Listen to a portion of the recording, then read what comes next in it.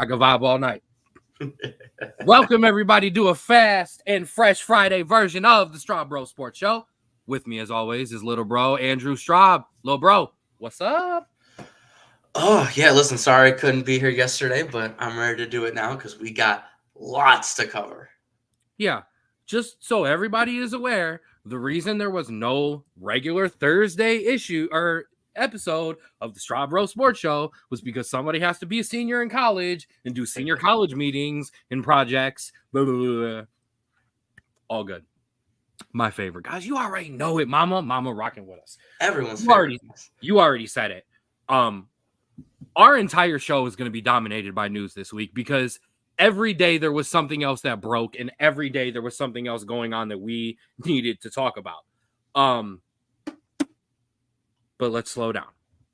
Before we get there, we gotta pay the bills, man. First of all, put that up. Yeah, like I said, gotta pay the bills first. 216 Sports Network logo. Like I said, welcome everyone to the 216 Sports Network, Straub Sports Show. We have a lot of stuff going on this week, so I definitely am excited to put this up. Yes, 3 episodes of the Ruler's Minute with Rico McGee dropped this week. The debut of the Jay Rich Show this weekend. The debut of Outside Interference was last Sunday, as Mel sat down with Ashton Day. This Sunday, Pastor CeeLo will be on Outside Interference. A special Ruler's Minute Straub Sports Show crossover is coming. That will be early next week. Me and Rico are going to talk about a couple things. And episode 1 and 2 of Crunch Time with Ken and Mel are both available with all of the rest of the things that I was just talking about on the Facebook page and the YouTube page as well. I will be in attendance. Pull that down. I will be in attendance for tomorrow. Mom. Wait, Mom. I will be in attendance for tomorrow's season home opener for the Cleveland Crunch at 7 o'clock as they take on the Ohio Extreme and look to get back on the winning side. I will be there doing some media. I'll be doing some videos. I'll be doing some pictures. If you're going to be there, you better come by and see me. I'll be wearing my 216 Sports Network t-shirt. You'll be able to see me. Big bald head. You already know it. We ready? Let's do it. Okay. Had to clear the throat there. Yeah, nothing but news this week, man. So let's get to it. News and more. We have to get to the most important news first. There is a new member of the Straub Sports Show, and that would be young and little Kobe Ezra. Came into the world this last week, actually. So shout out to my cousin Nathan and his wife Haley, who added another bundle of joy. Mwah, we love you. I have not seen the baby yet, and I cannot wait to see the baby. Okay, I cannot wait. But everybody is healthy. Everybody is doing good. So they're home. So much love, Nate. I know you're tuning in at some point. Love you, Oos. We will definitely be there to see that baby soon. Come on, bro. The GOATs retired this week. Let's just get it out of the way. The GOATs retired this week. Both of them. Okay? Yes, these coaches. There have been a lot of firings. There have been some hirings, but we're going to break them down. But we're a college show first. So we're going to talk about the college coach first. Nick Saban called it quits. 17 seasons with Alabama. 6 national championships. 7 overall with his one from LSU, of course. 7 national titles total, 12 conference championships, 11 SEC, 1 MAC, 19 bowl wins, 0 losing seasons, 292 71-1 as a collegiate coach, which includes stops at Toledo, Michigan State, where I grew to know Nick Saban, LSU, and of course Alabama. I had to get one in like that.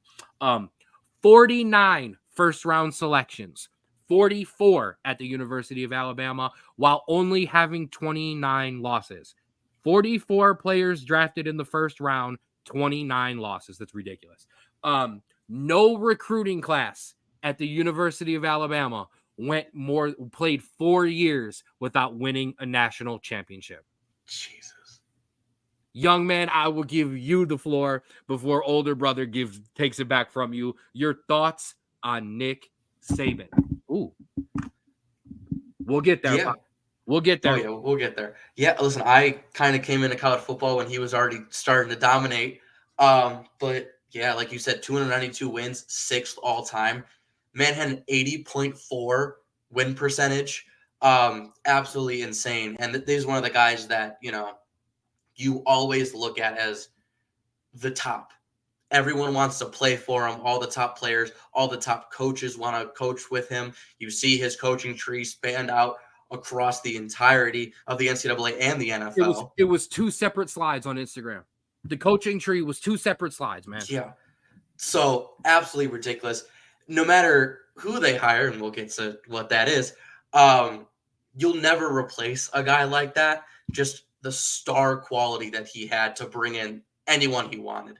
Nick Saban put impossible standards at a college that already had impossible standards. Yeah. There's no way. The GOAT, the greatest college coach. I'm sorry. I don't want to hear about Bear Bryant. I don't want to hear about guys who had to recruit or got to recruit because there was 10 good players in all of college football. So if you got one, you won. I'm not here for that. I know I'm talking about my own school in terms of that, but we're not here for that. Nick Saban is the GOAT. I'm unquestioned for me. What he was able to do in the modern college football era and in NIL still. I do think it's fair pointing out that ESPN sources reported that Nick Saban was doing recruiting 2 hours before he decided to call it quits, was in his office, was figuring out the new set of NIL deals, and was like, no. I described it as this. My man saw one of his own Aflac commercials come across the TV and went, yeah, you know what? Those sound a lot better. I'm going to go kick it with Coach. I'm going to do the ones with Coach K where he's laying on the beach. Yeah, listen, he's 70-something years old. He probably wants to spend the remaining time with his family. He's literally year-round across the country or in Tuscaloosa, So this will be a nice thing to kind of just see him every once in a while, waving, shaking hands and stuff like that, and actually getting to spend some quality time because, at the end of the day, that's all everyone wants. And so, amazing career. The head of the college football playoff committee. Let's give him some time to relax before we start assigning him major responsibilities somewhere else. No, no, absolutely not. I'm punchy today, everybody. Let the man rest. Let the man just be in peace. Let him rest. All right. No, but listen, and he had an amazing career. He'll go down as one of the greatest, if not the greatest. And whoever's got next has massive shoes to fill. Speaking of who's got next. Who got next, Drew? As reported, literally an hour or two ago, former Washington head coach Kalen DeBoer has been announced as the next Alabama head coach. And you know what? If you're going to hire somebody, you're going to hire one of the guys that just went to the national championship game because you weren't going to get Harbaugh. Sarkisian just signed an 8-year contract earlier this week. So out of the 4, everybody's getting paid. Mike Norvell got paid. Sarkisian's getting. Everyone is getting paid. This is what happens every time a big guy loses. Good luck, Alabama. I don't think it's the right choice. I've been very vocal about who should be the next head football coach at Alabama because before we fell in love with Marcus Freeman, I felt like he should be the next football coach at Notre Dame. And that is a guy that I give a lot of stick to on this podcast, but is someone that I give stick to because I respect the hell out of him. I just think he's corny sometimes, but I'm corny, so I'm allowed to make fun of corny. And that's Dabo Swinney. I thought Alabama should have immediately backed the Brinks truck up and got Dabo Swinney. He graduated. He played at Alabama. He's a Nick Saban guy. He can recruit his butt off. Trevor Lawrence, DeAndre Hopkins, Deshaun Watson, Sammy Watkins. The list goes on. Travis Etienne. The defensive players are as well. I'm sorry, I don't have Clemson's starters in the NFL off the top of my head, but I think it should have been Dabo. I thought he was made for the job. I don't think there's anywhere else for Dabo to go but to Alabama because he can win all he wants at Clemson. But yeah, I thought it should have been Dabo. Good luck, DeBoer. I mean, the guy has proven he can recruit. Washington has been in it. Washington has not been a slouch. It just, dude, recruiting in the Pac-12 and recruiting in the SEC are not the same. Those things are not created equal. I know he's got some time, and I know he's not just a Pac-12 guy, but listen, those Bama fans are going to be up in arms as soon as he loses a coin toss. So we'll see how that goes. I saw that meme. That's so awful, but it's so true. He's going to lose the spring game technically by default, and they're going to be pissed. So we good on Saban? Yeah, I mean, good luck to him for the rest of whatever he does, and hell of a career. Coach, flowers to you, Coach. You're the GOAT. You go reside, go kick it, go fish, go hang out, go be a consultant. I saw this. There should be a show like Bar Rescue, but it's just Nick Saban comes in for a week and fixes your program. Who would not watch that? Who would not watch that? I would watch. Can he come to Cincinnati? Come to Cincinnati? No, I feel you there. Can he teach Coach Freeman how to count to 11? Whatever. So let's bridge the gap. Pops' comment, let's bridge the gap. He was the Browns defensive coordinator under the other GOAT because the NFL's GOAT retired as well. Not retired. Bill Belichick has parted ways with the New England Patriots. New England Patriots parted ways with Bill Belichick, as I feel like is the more way to say it. 24 seasons, 6 Super Bowl titles, second all-time in wins, 333, only 14 behind the legendary Don Shula. What's next for Bill Belichick? Actually, let's play a better game, okay? Because we could go, where should Bill Belichick go? I have a better question for you. You name me what team wouldn't hire Bill Belichick right now, because I think that list is smaller. Yeah, I know who does. Do you know who does want him? Do you know who wants Bill Belichick? My guy Rico wants him for the Falcons. Rico, I've heard it. It's been rumored. I not in a disrespectful way. I couldn't see him going to the Falcons, but Arthur Blank and him have a long-standing relationship. That team is built and ready to go. I think the only problem for the Falcons is I think the same problem when people bring up the Browns. You don't have a quarterback. Bill needs a quarterback. Falcons don't have a quarterback. Browns won't have a quarterback next year. I know. So I think the Chargers are a dark horse. Yeah. I know they're the favorite. I don't think it's a dark. I think the Chargers are a good team for him. I keep hearing Vegas. I don't understand it. I don't know why anybody wants to go to Vegas other than to go to Vegas, not coach or play. And then dude, there's been stuff floated about if the Cowboys are one and done, coming to Dallas. Unfortunately, I know this is an unpopular opinion, but Mike McCarthy has actually coached well this year, and actually deserves another shot. But that's another story for another day. Where does Bill Belichick end up next year? Oh, it's tough because you have really 2 big candidates out there right now in Bill Belichick, and I think Jim Harbaugh, obviously, because he's those all signs are pointing there. So you kind of have to look at just kind of. He's getting near the end of his coaching career. You can kind of feel it. He wants to go to a place where he doesn't have to rebuild. And so the Falcons have the talent, but I feel like they're still a couple of years away. The Commanders are really, really young. That is a full-scale rebuild. No way. Mom says retire. The only reason we have to talk about future destinations is because Bill himself says he wants to coach next year. So yeah. The Cowboys, obviously, like you said, one and done. If Jerry jumps the gun like he's known to do and just yank McCarthy out of there because he sees Bill sitting right there, that's definitely a big possibility. I think the Chargers are your best bet there. They have all the talent in the world. I honestly think that they were the one team this year that was held back by their head coach. Triple fisting as always. Go ahead. And so I think it's Bill's first new team since 2000. You got to go to a place where you can pick up and just get going right away. That team is built to win right now, if not a year or two. Yeah. I think the Chargers are your best bet there. The names on the Patriots defense were nothing to look at. And he turned that into was one of the top defenses in the NFL. His offense was awful, and he doesn't have a quarterback. What do we keep talking about the Chargers? Their point differential is always like -1 because their defense is awful, and they don't have good coaching decisions. Bill's not going to make coaching errors, and he's going to coach the defense up. If he goes to the Chargers are a Super Bowl contender immediately. Yes, they are. Ooh. Because if he can do that with that defense, he can do it in LA, and he'll already have that offense. I feel you there. I just think absolutely, Rico. Absolutely. Whoever gets him, just hope you don't do him like you did the Jets. How about what if they fired Salah and he went back to the Jets? Full circle. He goes back and wins a Super Bowl with the Jets. What? I don't think Super Bowl contender studio for a year. Can we get Saban and Belichick with Okay.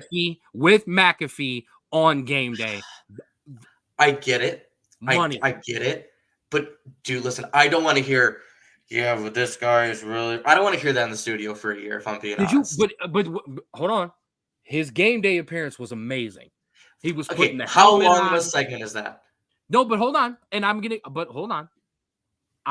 give Belichick a little bit credit because when you see him on those NFL 100, he hates the media.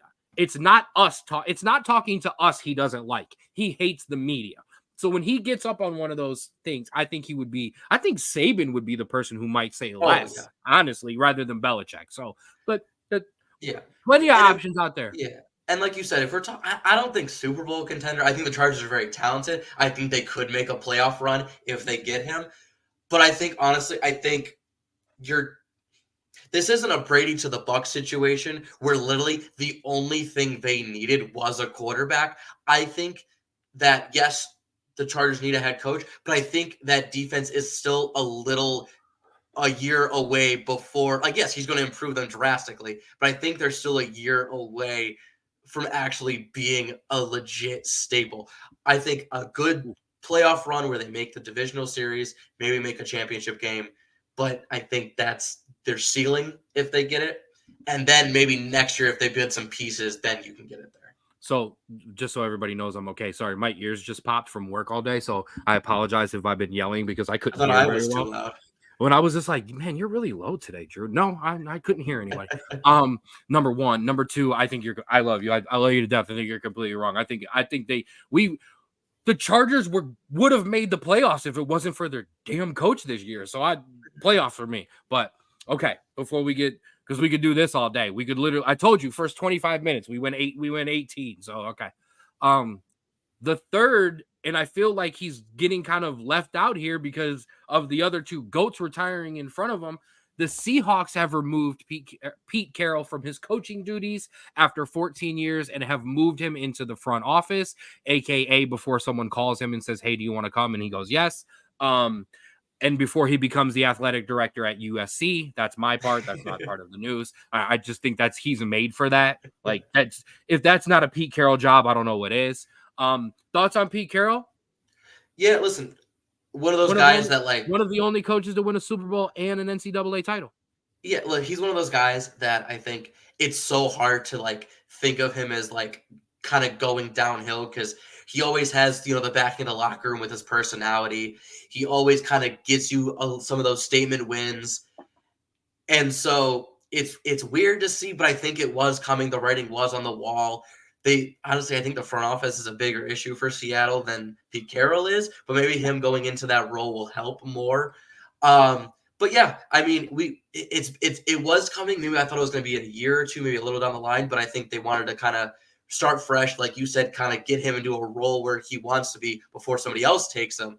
And I think that they're if he doesn't become a significantly important advisor in the Seahawks organization, someone will come get Pete Carroll.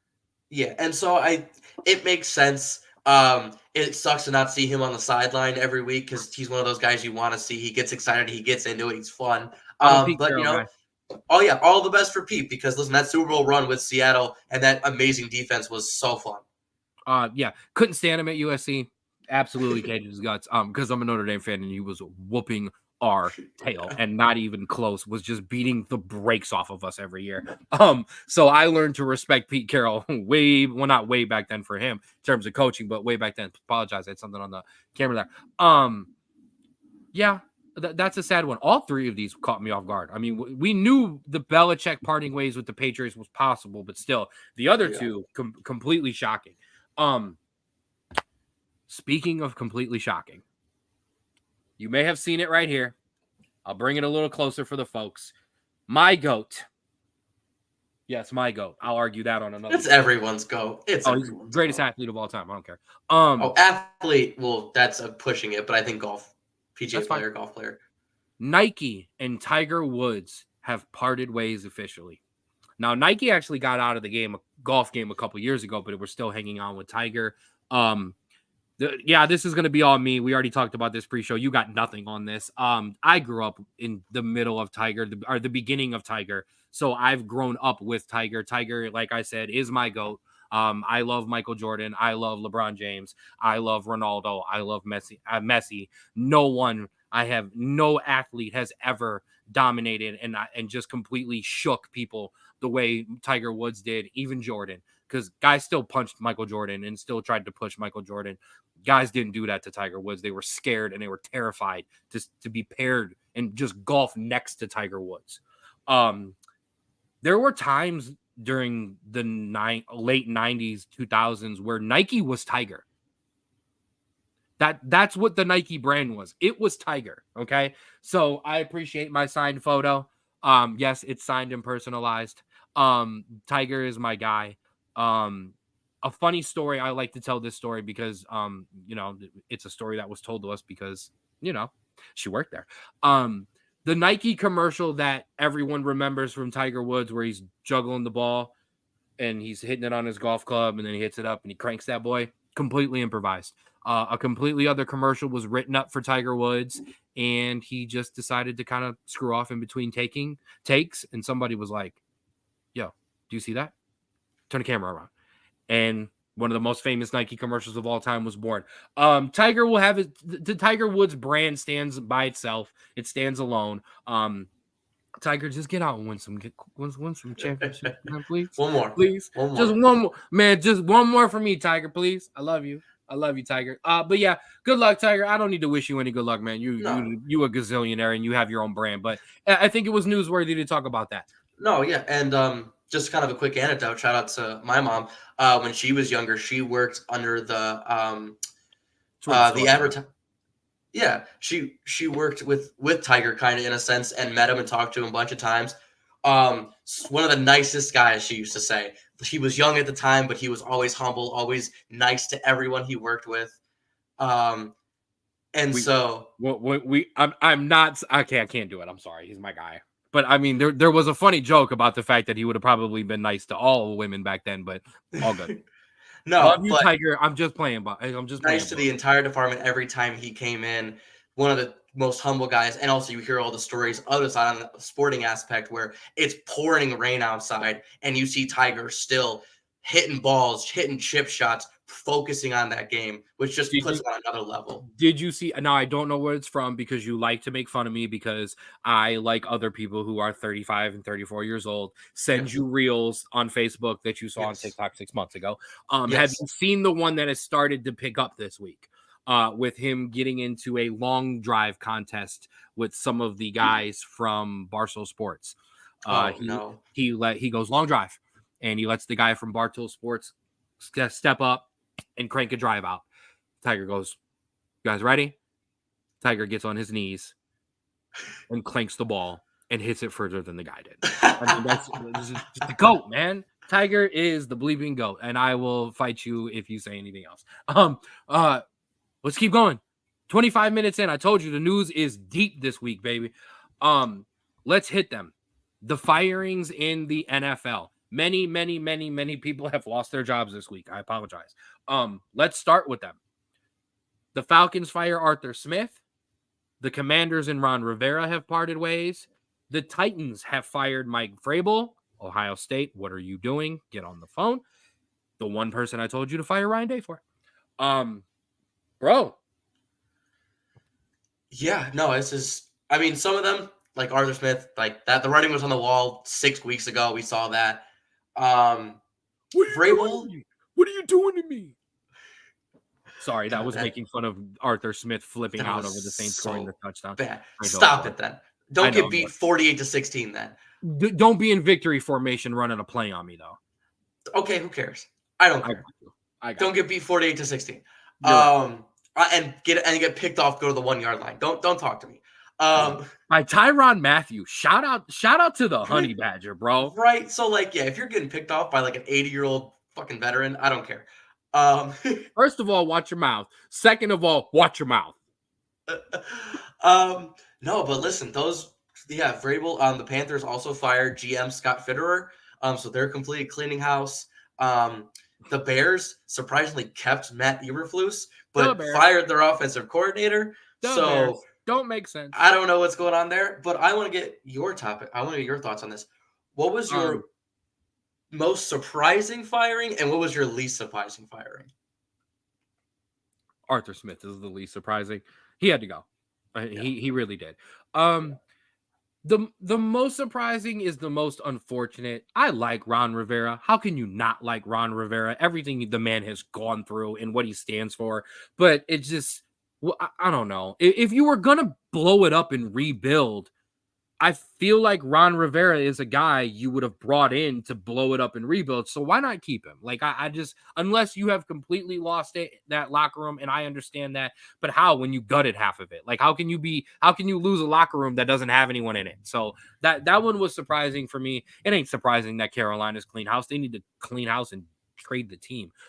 Sorry, Carolina. Sorry. But yeah, that's how I feel about that. Shout out to Rico. Shout out to Uncle Rico of the Rulers Minute and the Sports Minute, our biggest Falcons fan on the 216 Sports Network. I asked him, I said, is the third Sports Minute this week just going to be you dancing and singing to the Arthur Smith news? He's like, nah, man, I did that in private. We ain't doing that on the show. So sorry, Rico. I had to tell the people that one. But yeah, so there you go that. Some NBA news. Yes. We have lost Ja Morant for the season. And I know this was about a week ago because I wrote this down, I think Sunday or Monday. But Ja is gone. Ja was here and Ja was gone. He hits a game winner, throws down some jams, lights up some scoreboards, and then boom, is done. I definitely think that's what happens when you don't get to go through the proper NBA offseason. And I'm not faulting him for this. Mm-hmm. I'm not. But Josh should have been training with the team, and I think it would have been easier. And maybe he was, but I don't believe he was for the most. I think he was kind of not around, and now all of a sudden he's thrown into the rigors of an NBA season, and he gets hurt. I'm not surprised, and it's unfortunate. I'm a big Ja guy. I know he's had his issues. I don't care. He's a young kid. Kids have their issues. If I plastered you all over social media and gave you $56 million, you knew me in college. You were old enough. Could you imagine me with NIL money and social media bigger back then? Yeah, I don't think we'd have this podcast. No, we wouldn't. I would have been canceled a long time ago. Okay, and not for anything like I'm not canceled in the way that we cancel people now. Just in general, I would have been canceled. Okay, like it would not have worked. Yeah. So I'm not here for that. Ja, rest up. Ja, get well soon. Stay off Instagram, and we'll see you next year. Draymond Green, he's back. He was reinstated in the league, but there was a tidbit of news that came from Draymond Green coming back. Talk to me. Yeah, a report came out shortly after his reinstatement that Commissioner Adam Silver, before reinstating him, talked Draymond Green out of retirement. And so I have my piece on it, but I want to hear your thoughts on kind of how do you think that talk went and the thought process of Draymond before getting talked back into play. I am not laughing at Draymond, I promise everybody, and this will be funny. I'm going to get in trouble for this later for peering people too far behind the curtains and letting them in the kitchen to see the sausage get made. Kind of sounds like me today. I had a little come to Jesus with my conversation with my own boss today, and didn't really want to be at work anymore or work for my company anymore. And he was like, "Hey man, calm down, relax. Let's talk about it. Let's tell me your frustrations and let's move on and fix them." So Draymond, I get you, bro. I get you, man. You just trying to ball and but serious. I'm glad he's back. I'm glad he did not retire. Draymond, just man, every once in a while, just buy a punching bag, man, and just go beat it. I don't, you know what I mean? Like I get your frustration every once in a while. I just stop hitting people, man. That's all. Just don't choke people and then don't hit them. That's it. We love you, Draymond. But yeah, that was shocking. I'm really not surprised, to be honest. Draymond has accomplished a lot. He's earned his money. He's got his chips. and now you're gonna nag him at the end of his career. There's easily, I get it. Not saying the nagging wasn't deserved, but I'm just saying, eventually he's gonna be like, no, I feel like a bobblehead today. I'm just, so Yeah. anything else? Yeah, honestly, I think this is kind of the way that kind of athletes are going nowadays. Because if you look like 20 years ago, right, the only thing you had post retirement was some brand deals if you were top of the top, right? Like Jordan or something like that. And then potentially, a spot on ESPN or a spot commentating or something like that. With the new age of kind of social media and everything like that, and the success of the Draymond Green podcast, players during and post retirement have so many other options to make money and to keep kind of their head afloat that you are much less likely going to see a I can't think of his name right now. He played on the Cavs and within a couple years was Richard homeless. Jefferson. No, Delonte West. Delonte West. You are seeing less Oh. and less of Delonte West stories where a lot of these guys are Shout out of out there to now. Delonte. Shout out to you. I hope you are clean. I hope you are doing well. I hope you are. Big love. We love you, Delonte. Right.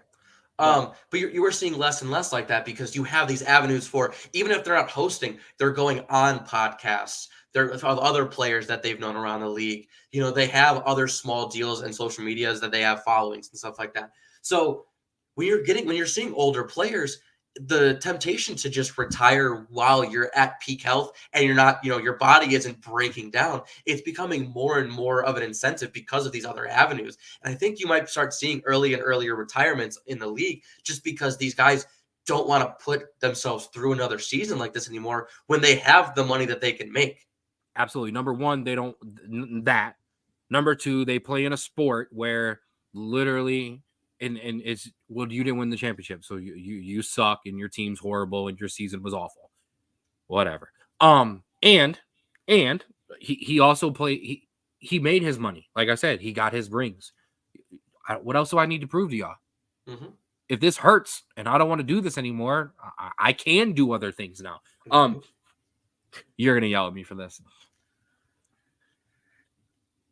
There is a shortage of models. Do you know why there is a shortage of models?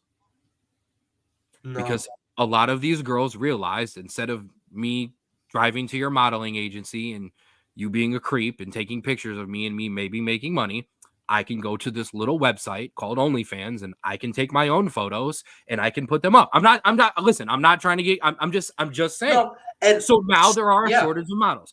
And NBA just to go on athletes, that, NFL athletes, all these athletes, they don't need ESPN and they Mhm. don't need Fox and they don't need Fox Sports and they don't need CBS and they don't need these people to feed them and to give them jobs. They can go and create their own. That's and no, and like the self brand it's exploding now. The Pat McAfee show that was bought out by ESPN because they got so much bigger.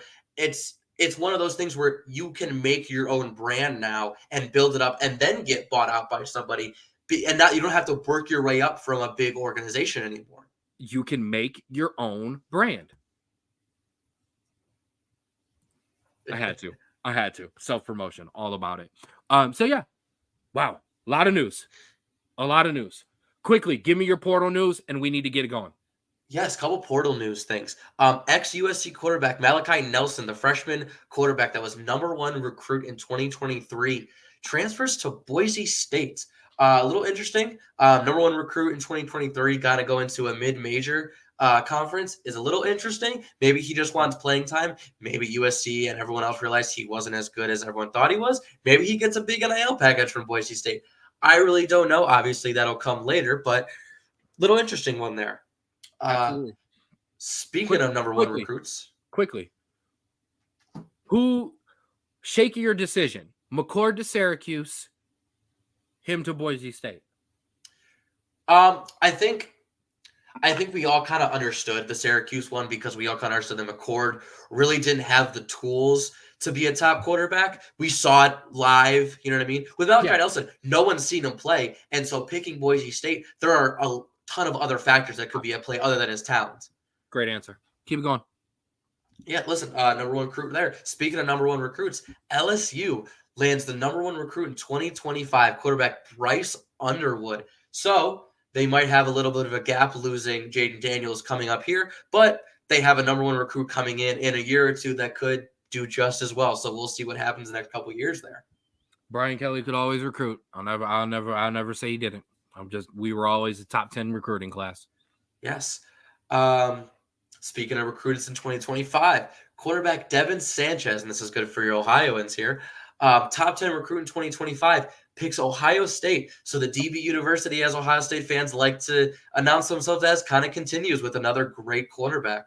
DB University, wide receiver University. Somebody tried to say quarterback U after the way CJ Straub was playing and almost threw a book at somebody, but it's no. Go ahead. Are we good? We done? Oh no, there's one more. There's two more actually. Okay. So we talked about recruits here. Now we're going to get into some transfers. Quarterback Ty Thompson, quarterback from Oregon, after that massive transfers of Dylan Gabriel, and I can't think of the other quarterback. I think the one from I can't think of it. But yeah, two quarterbacks transferred to Oregon, massive quarterback room. Quarterback Ty Thompson transfers from Oregon to Tulane. So a little bit of a down thing, but Tulane is a very talented university. They've been one of the top teams in the group of 5 every year. They've been ranked the past 2 years. So potentially a good landing spot for him. Dante Moore of UCLA. Thank you. That's exactly what I was thinking. I was going to plug the Wall podcast.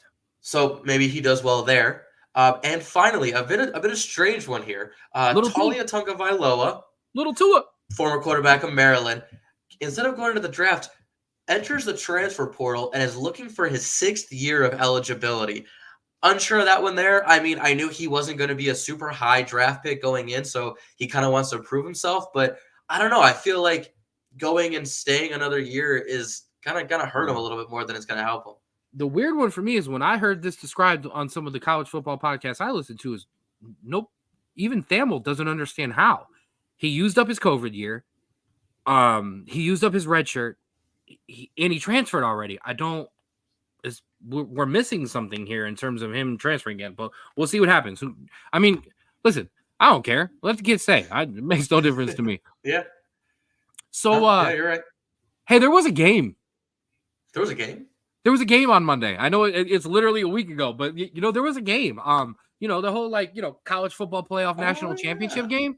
Yeah. How about that? Strike up the band. Michigan 34, Washington 13. Michigan beat the break. No, I mean not beat the brakes off of Washington, but man, they handled Washington, okay? Michigan's defense is as good as it gets in college football. Period. End of story. And that is the reason that they won this game. They gave Michael Penix Jr. about a half a second less than he needed all game to make throws, and there were guys running wide open, but he could not get it to him. And the running game of Michigan as well came through. Blake Corum, 21 carries, 134 yards, 2 tutties. Donovan Edwards, 104 yards and 2 touchdowns on only 6 carries. That was your X factor, and that was your difference. Michael Penix Jr., 255, 1 touchdown, 2 interceptions. Dylan Johnson, my key to the game, and look what happened. Hobbled, 33 rushing yards, was hobbled basically after, I think, the first snap, first couple of plays. Drew, it's time to give Michigan their flowers. Oh, yeah, listen. This Michigan defense might go down as one of the best college defenses of all time, if I'm being completely honest. 10.4 Let's not lie to points the people. per. Let's be honest. No, 10.4 points per game, best in the league, and it ties 2021 Georgia as the best since 2011's Bama, which was an insane defense that year. 247 points per yards per game allowed, which is again best in the league, the 3rd best in the past 10 years. 1.5 turnover margin, best in the league again. 3 penalties per game, best in the league again. Like you said, made Michael Penix Jr. the most uncomfortable I've seen him in any game that I've seen him play. He missed some throws that we're not used to seeing him miss, with guys wide open, and that was the massive key. Because he knew if he was actually going to make that throw, he may not be able to make another one. and he ended up getting clipped and getting banged up in the game anyways. But yeah, Yes. Washington defense. It wasn't bad I don't for want, 3 I'm not quarters. trying to be the dude who says you're soft. It's so corny, and I cannot stand that. But I mean, they were kind of soft. Like they got pushed around. Yes, there were some Yeah. penalties and there were some holdings. Save it, Buckeye fans. I'm not here for it. And I also, and here I'm going to get this out of the way right now. Take your asterisk and shove it. Take your asterisk and shove it. Ohio State, Alabama, Washington, Penn State, Iowa. You all had plenty of time to prepare and to change any calls that you needed to change, so Michigan didn't know your place. And they still smacked every one of you around like the bully on the playground who has all the marbles and won't let you play. Yeah, listen, and going back on Washington defense, they weren't terrible for 3 quarters. It's just No, unfortunately Michigan plays bully ball on offense. They shove it down your throat with the run, and they dink and dunk with the passing game, and they brutalize you. And it wasn't bad. It was 20-13 going into the 4th quarter. but let's be real. But that Washington was never in that game. but that Washington defense got really tired in the 4th. Michigan scores 14 to put the game out of reach. And that unfortunately that's what happens, with a team like Michigan. I want what I wanted to ask you first, and it's my own fault because I was freestyling this while I was taking a shower, and of course I didn't write it down. I wanted to ask you, at what point during the first drive did you know the game was over? Like, Oh my man, God. I saw Michigan come out and run the ball like that, and I was like, "There's no way, there's no way you're not gonna run the ball like that in the first quarter and lose that game." I'm sorry, it's just wasn't possible. No.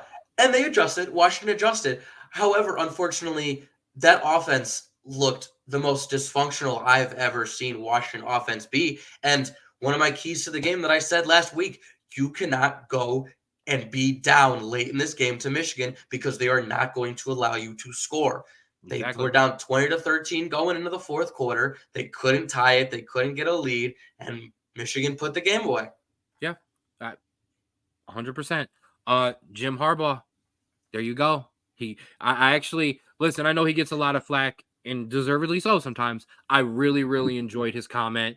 His brother has won a Super Bowl. His dad won a college championship. So what did Jim say? I finally get to pull up to the big boy table. I can finally get to pull up to the adult table. As a family, and you know this, as a family of athletes and military and accomplished and teachers and someone who works for NASA, ladies and gentlemen. Sometimes, listen, just pulling up at the dinner table and being like, "We got a sports podcast." Don't nobody want to hear that. Get out of here, boy. Go sit at the kids' table. We're doing big boy stuff over here. So yeah, shout out to you, Jim. You get to go sit at the big boy table. You're accomplished, man. You got that. Let's see. Who gets hired first, Bill Belichick or Jim Harbaugh?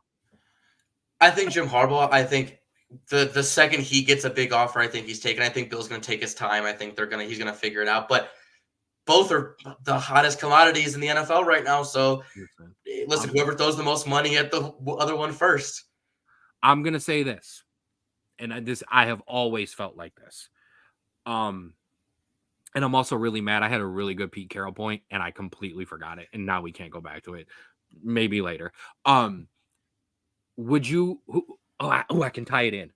Love this. Who looks like they're having more fun when they were coaching? Nick Saban or Bill Belichick? Nick Saban. I mean, because there are videos from practice and of him having fun and dancing with because you're around college kids. Well, that's also because he was a year away from retiring. We just didn't know it. No. This has been for years. Okay, Jim, I know you want to do both, and I know you've been accomplished in the NFL.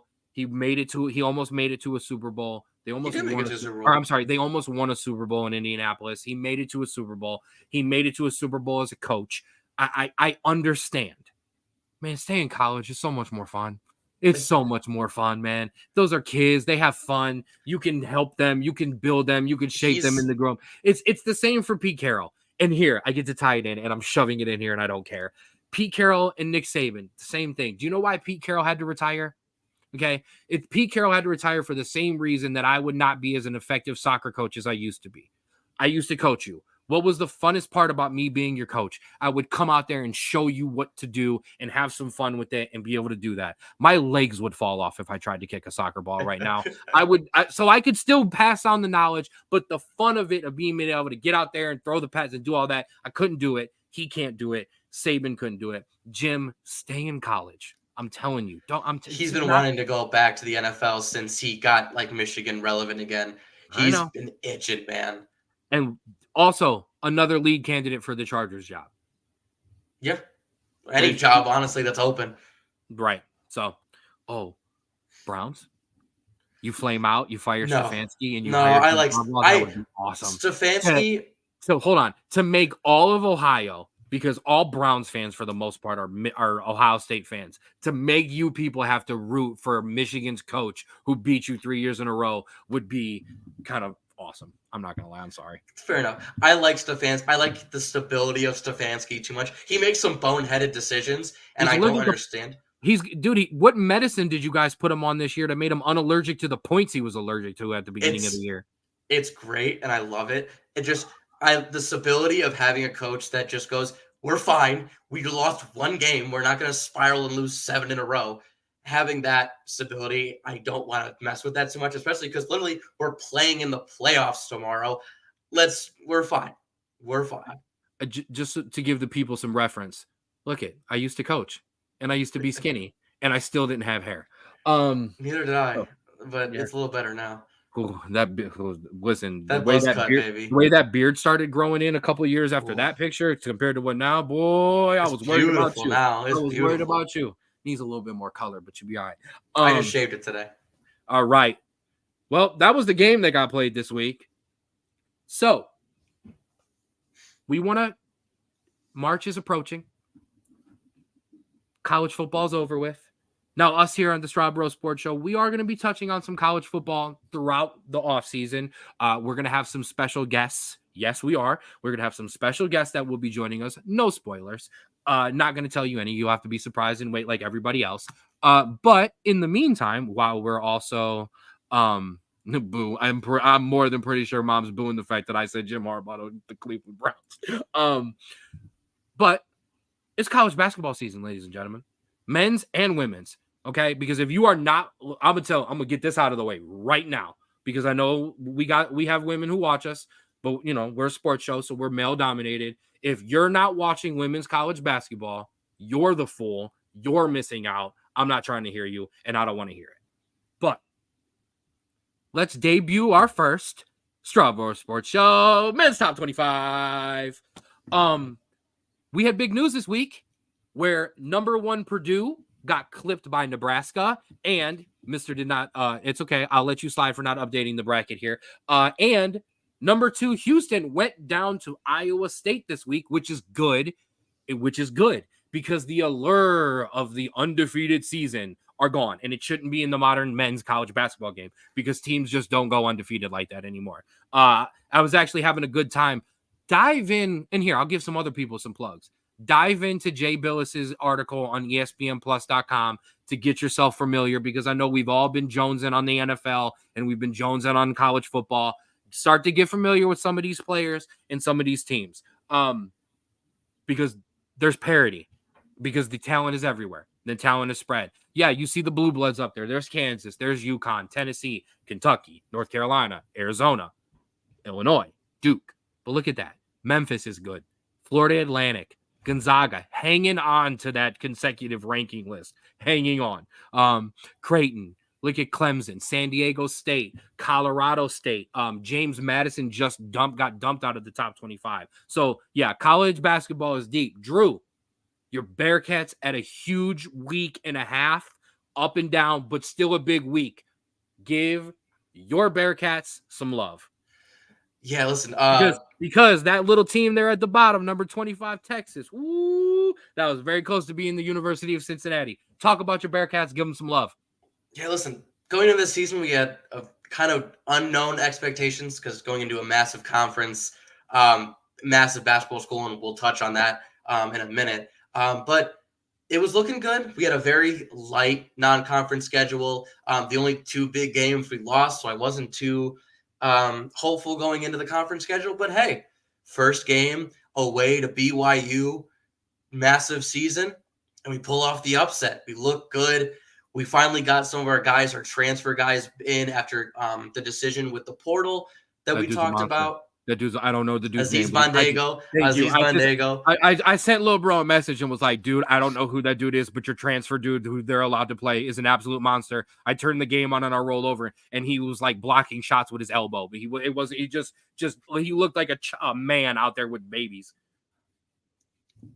Yeah. Go ahead. No, Sorry. listen, the whole team is looking really, really good. We came into that game against Texas on Tuesday. We were battling with them the whole time. We had the lead. Unfortunately, some missed free throws and a nice turnaround fadeaway jumper right before the buzzer took us down. But I had to ask you. I fell asleep. I thought you won. I had to ask, what do we mean you lost this game? You're balling though. It was a heartbreaker, and we have plenty of chance to jump back in. We're playing Baylor tomorrow, ranked. We're playing TCU on Tuesday, who just upset Oklahoma this week. We play Kansas right after that. We have a massive, massive couple weeks. And that leads me into my next point. The Big 12 might be one of the best basketball conferences ever. Look at this. Like 6 teams in the AP Top 25, which is what this is. For those that know basketball, there's something called the Ken Palm rankings that is honestly a more realistic basketball top 25. There are 7 teams in the Ken Palm top 25. Both are most by any conference.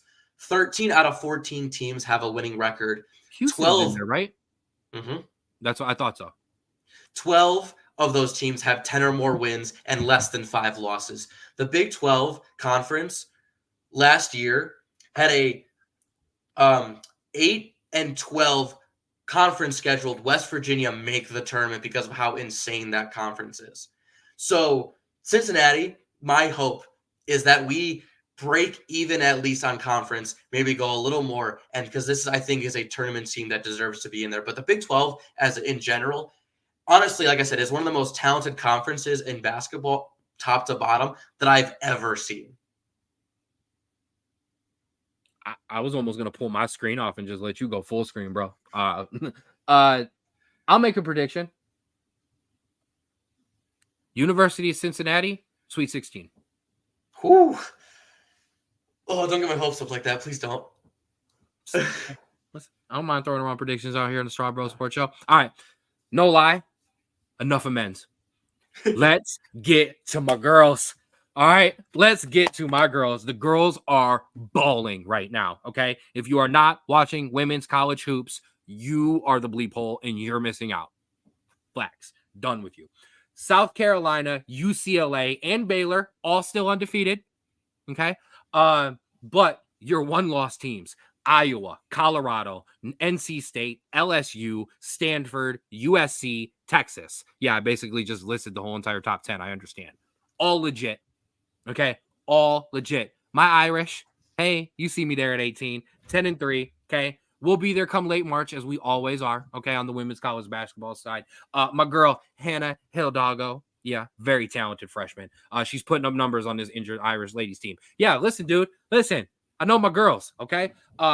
This is just good for women's college hoops, period. They are coming off the highest-rated women's tournament, viewership-wise, of all time. And look who they've got back. They've got Paige Buckner back. We've got Angel Reese in LSU. We've got Caitlin Clark in Iowa. I mentioned Paige.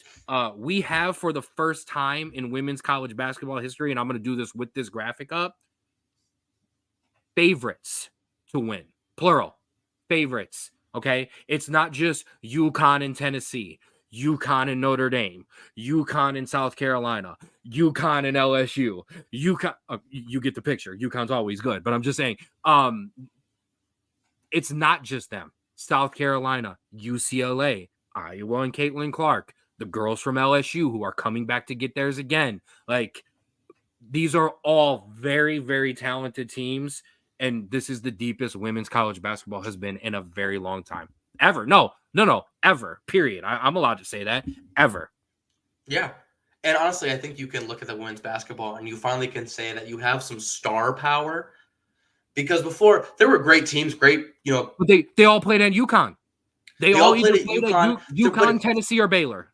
what they were missing, and I think this is what this is why they're trying to get to. They have personalities now. It's not, 5 girls on the court that you don't know the name of that are playing some good basketball. You got, like I said, Angel Reese in LSU, Caitlin Clark at Iowa, South Carolina and Baylor are always up there. Paige Buckner at UConn. That entire Right. LSU team. Haley Van Lilith, the girls at Miami, or the girls at Stanford. It's everywhere. You have some personalities now. And also some nice thing is you have your blue bloods, you have your South Carolina, you have your Iowa, you have your LSU, you have your Baylor. They're all near the top. However, you have some new bloods finally coming in. Look at USC, Creighton, not normally a women's basketball school, 12-1. Kansas State, not close to a women's basketball school, 15-1. They are trying to break the hold that these blue bloods have on these games.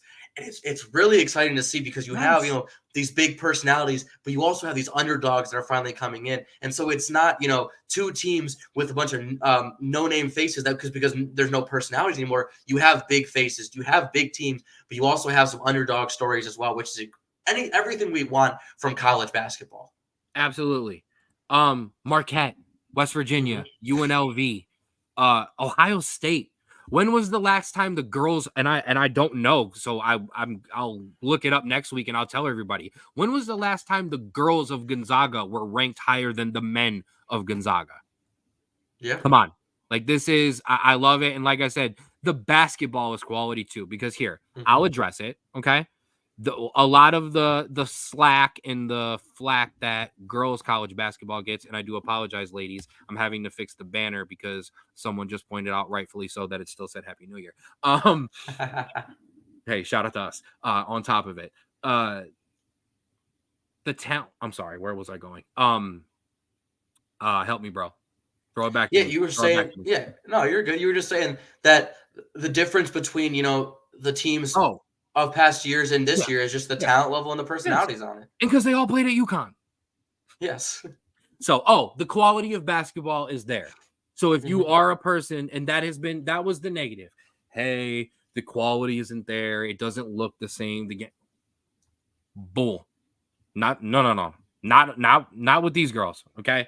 And I can't wait till these girls get to the WNBA. WNBA. Pick up a couple things that you see going on with this college basketball and how they're promoting these girls. And why do you think the people like the NBA much? Yes, basketball people love to watch basketball, but the majority of the thing, they're here to see a Russell Westbrook go off and dunk and stuff. So when you see people like Angel Reese going like this, people want to watch that, and that's what is going to get you your audience. I want all this, and I want all this. And I wish we had a show. Oh my goodness, I wish we had a show when the Caitlin Clark, Angel Reese stuff was going on, because I was livid, because literally it was 2 girls doing what every other man does when they play, and that's talk a little smack back and forth. And hey, we won, so now I'm gonna talk louder. But because it was 2 girls and we wanted them to be laney-like, they weren't allowed to talk their talks.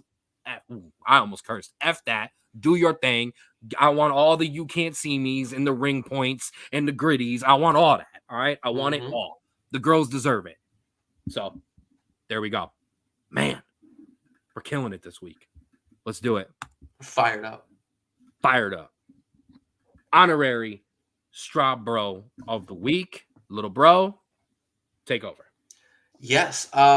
So coming from a Browns fan that, normally looks at how rookies are doing, because that's normally what we have to do. My Straub Bro of the week is a rookie. Not on the Browns, but a rookie. Wide receiver for the Los Angeles Rams, Puka Nacua, this past week broke the rookie record for receiving yards and catches in the NFL. Absolute breakout season. No one really saw coming. Also, when you hear him in interviews, one of the nicest dudes, super laid back. Reminds me of kind of Troy Polamalu, where off the field, super soft spoken, talks, has a good time, laughs, smiles. But once he gets on the field, that man is a killer, and it looks scary to have to go up against him. And so congrats to him. Good luck on the Rams. We're going to talk about that in a minute in the NFL playoffs. But good for him, and hopefully that amazing season continues. Absolutely. Sorry, I was finding because we're gonna switch topics here, so I kind of wanted to send that over to a couple of people so they come rock with us. First of all, shout out to you, Puka. Puka! Shout out to my guy Nick in our fantasy league. He was like, man, I took Puka because of his name, and then he turned it out to be an absolute monster.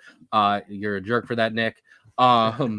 As I send the message to that particular group chat, he'll be like, because he loves to tell me that he doesn't like college, or Nick doesn't watch college. So he's like, bro, what am I coming to talk about? Well, we're coming to NFL playoffs. Get here, rock with us. My Straub bro of the week. I got a couple, as I always do. Of course I do. I do what I want. It's my show.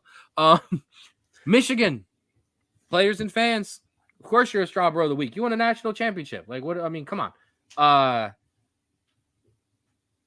So that's number one. Number two, Caitlin Clark. Yes, not only was she the first woman to win Straub Bro of the Week, but now she's a repeat winner. Caitlin Clark has 10 40-point games since she has been at Iowa. 6 more than the football team. Jesus Christ. Caitlin Clark, you are a monster. Iowa offense, get it together. Yeah. Well, listen, the Iowa under has kept us fed. So, maybe don't change that. The Landon Straub D1 fund gets a little bit brighter every time Iowa football plays, until I link it with 9 other things and my parlay gets blown. Yes. 1-800-GAMBLER.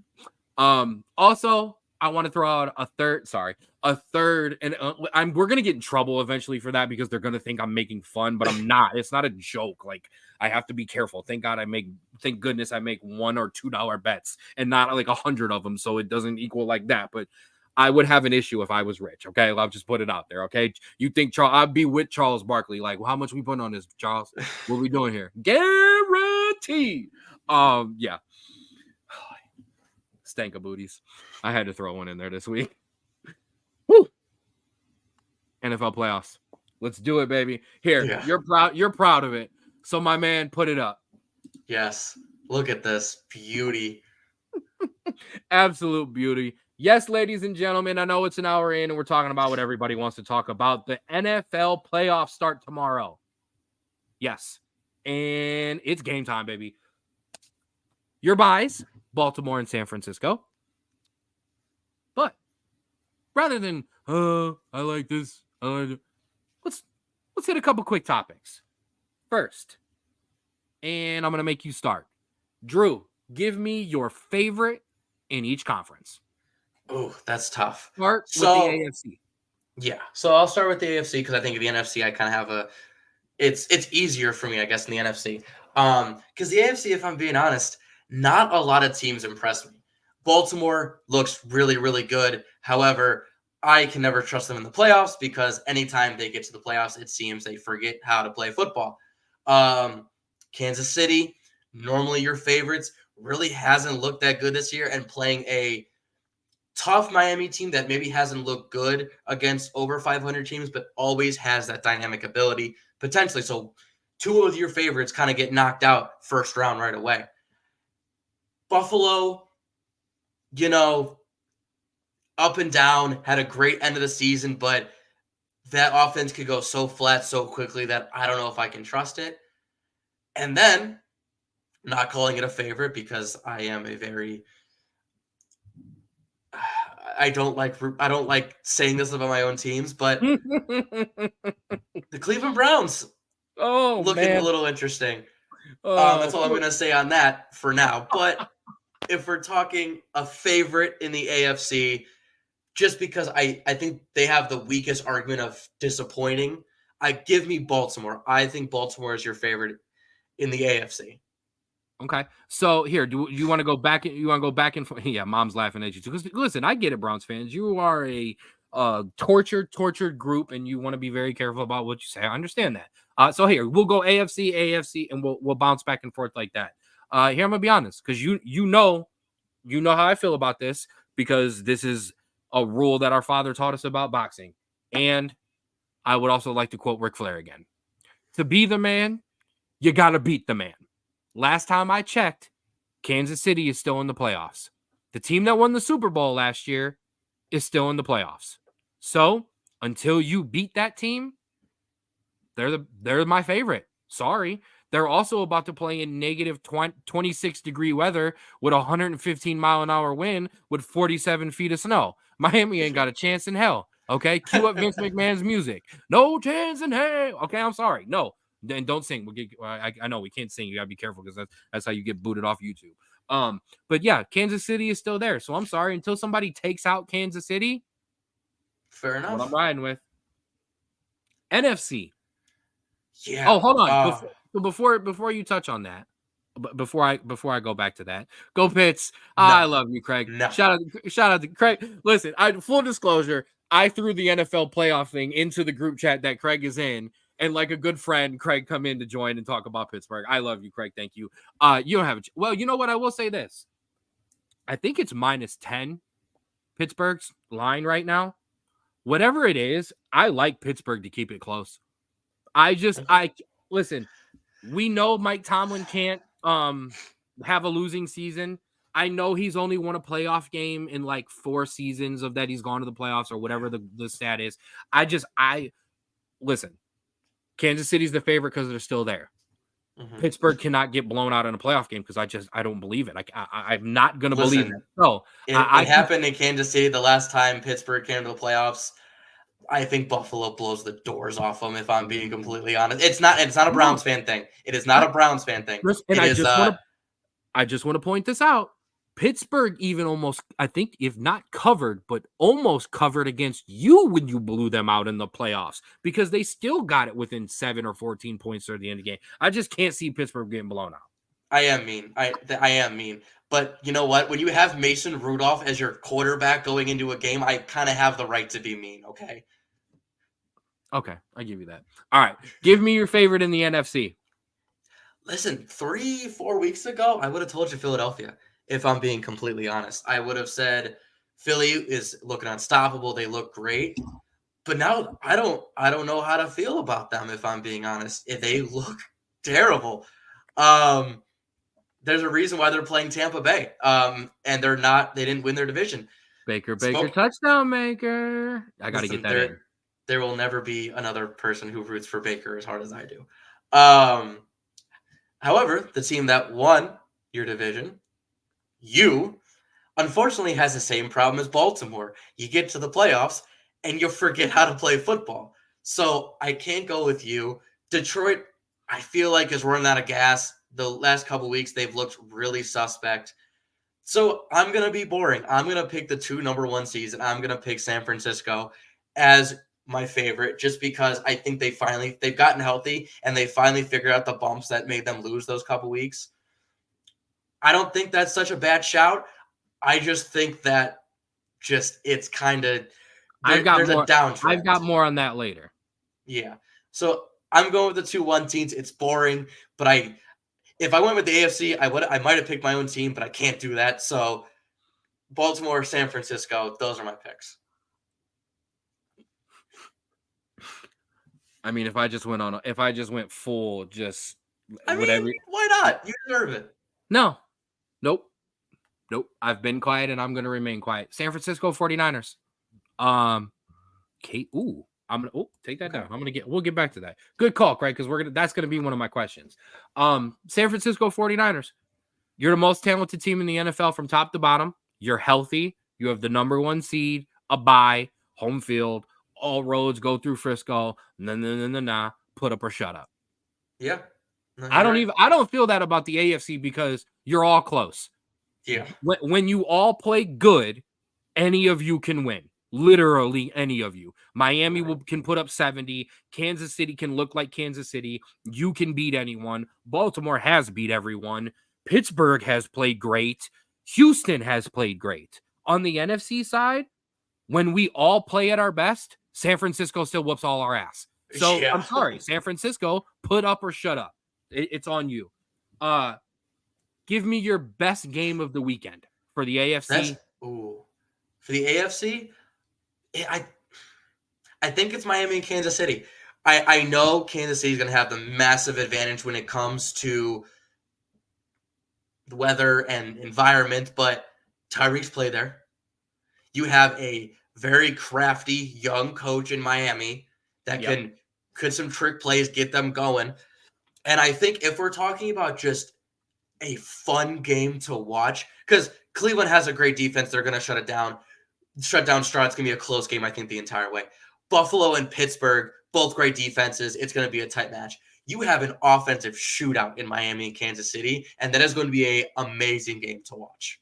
Well, that amazing shootout, if it's not in 125 degree wind or 25 mile an hour wind and minus 27 degrees and 47 feet of snow. But you Yes. could have a good game. I agree with you. Just for the record, I've got Miami and Kansas City on as that best opening game. It would be Cleveland and Houston if you weren't going to have heart attacks in like by the first quarter.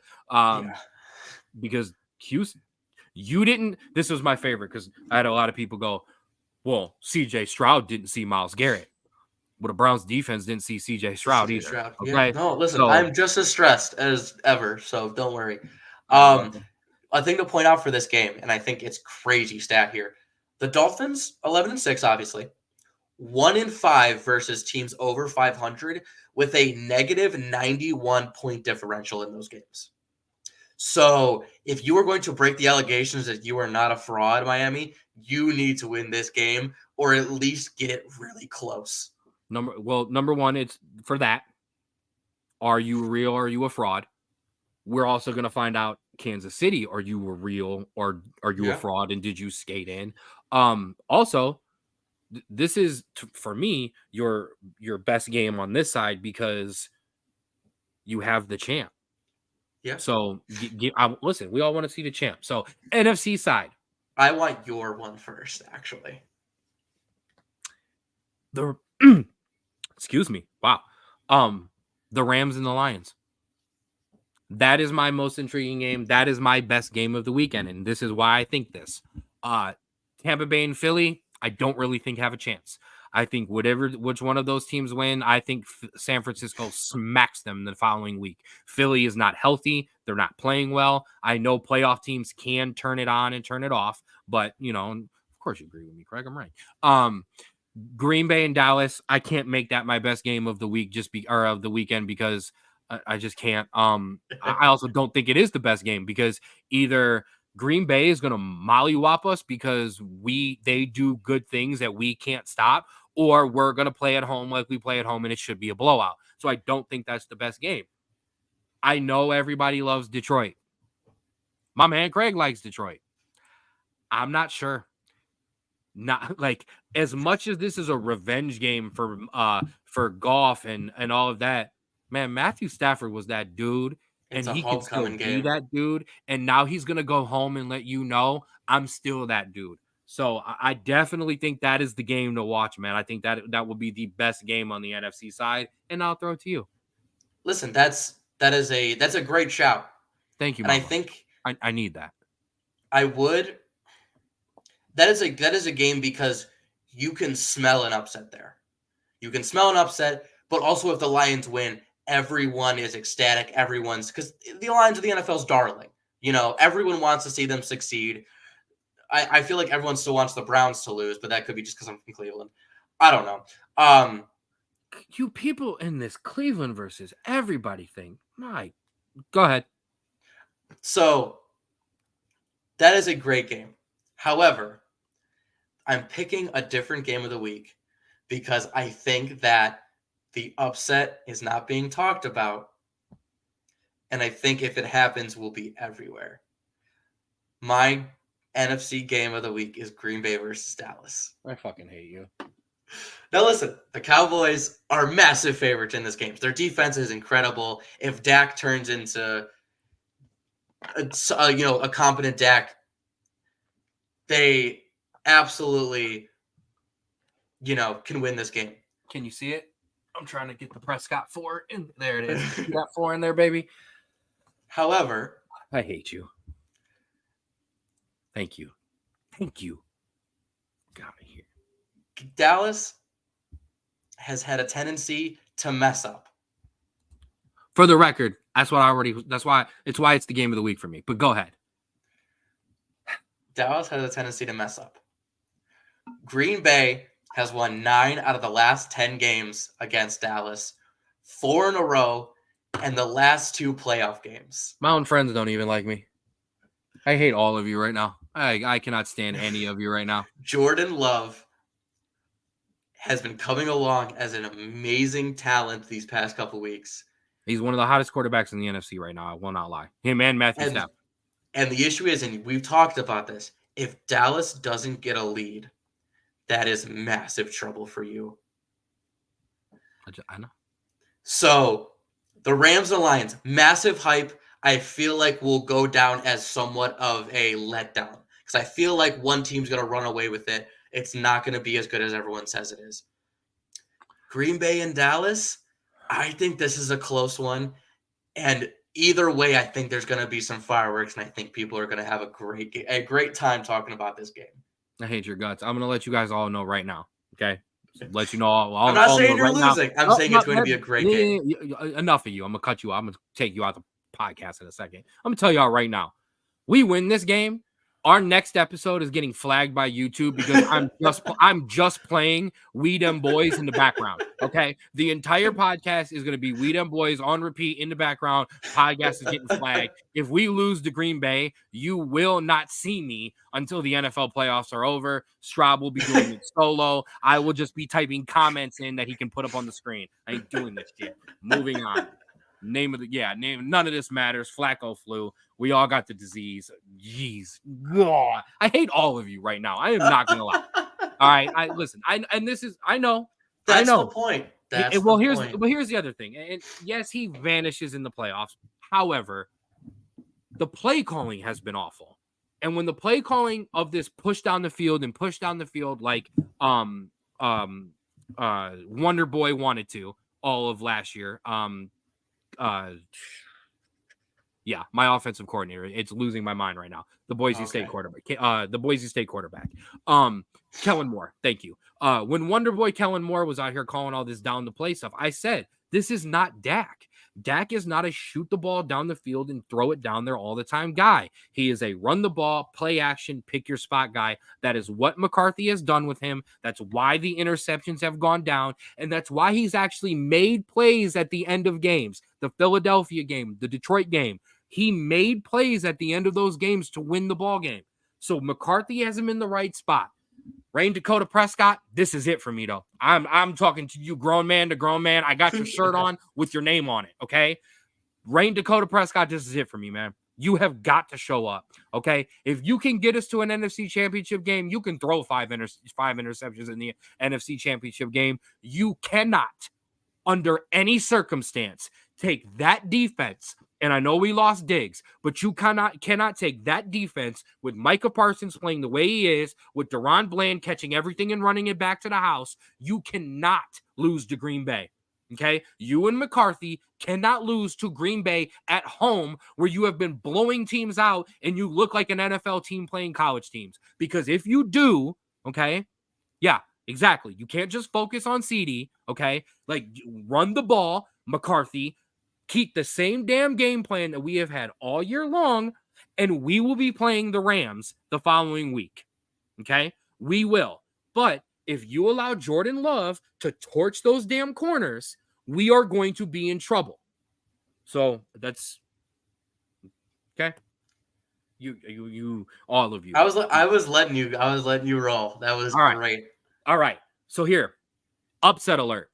Who are your teams on upset alert in the AFC? I'm going to start because it's my turn to give you all it. Cleveland Browns, you are on upset alert. Does that count as an upset alert if we're the lower seed? Yes, because you should win this game. Okay, so I'm calling this. All right? Everyone, and this has been the scary part, I've seen a lot of Browns players talking about Baltimore and talking about playing the Ravens. Play Houston first, okay? CJ Stroud is your offensive rookie of the year, okay? And was in at some point running for the MVP. Technically, Browns are favored. I understand. Okay? I understand. But I'm just so, and even if they weren't, you guys should win this game, okay? But be careful because you're in Houston and that's a dome, okay? I know Flacco. I know we all got that Flacco flu. I know we wacko I'm for sick right now Flacco. because of it. What did you just say? I said I'm sick right now because of it. There you go. He's got that Flacco flu. Shout out to my boy Nick, who's in the comments. He actually bought the best hoodie I have ever seen. I wish I could throw it up on the screen.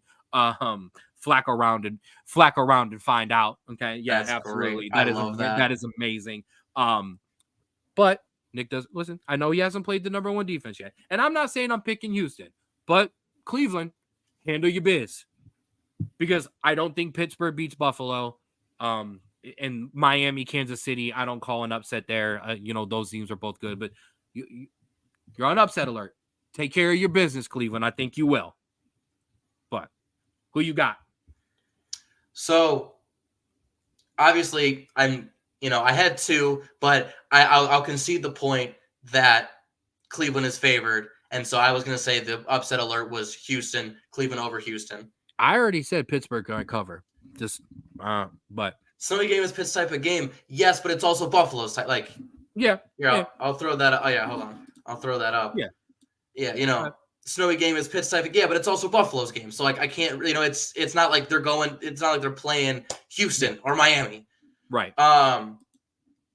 So that one, I think Buffalo takes it. I think there's just too much. There's too little talent in Pittsburgh to really kind of keep them in that game. TJ Watt's not going to be on there either, and that's their massive thing.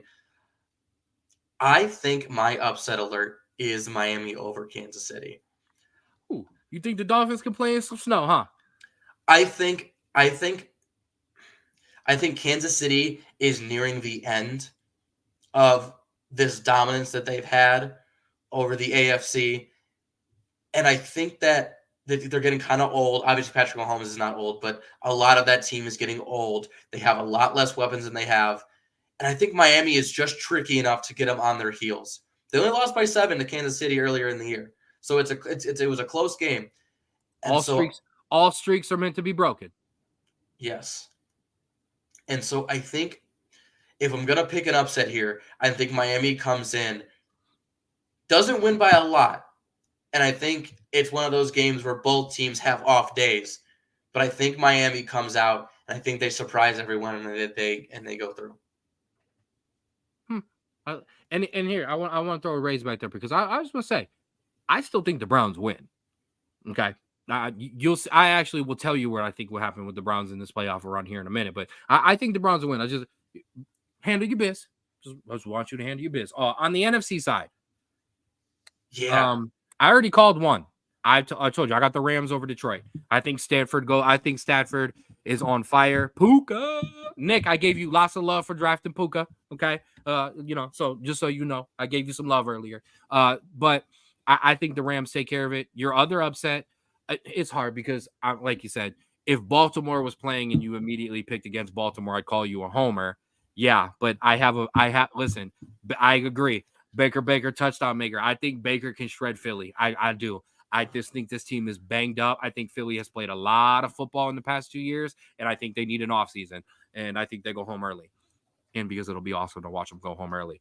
But so those are our upsets. You already gave yours. You're not talking again about Green Bay. You're done.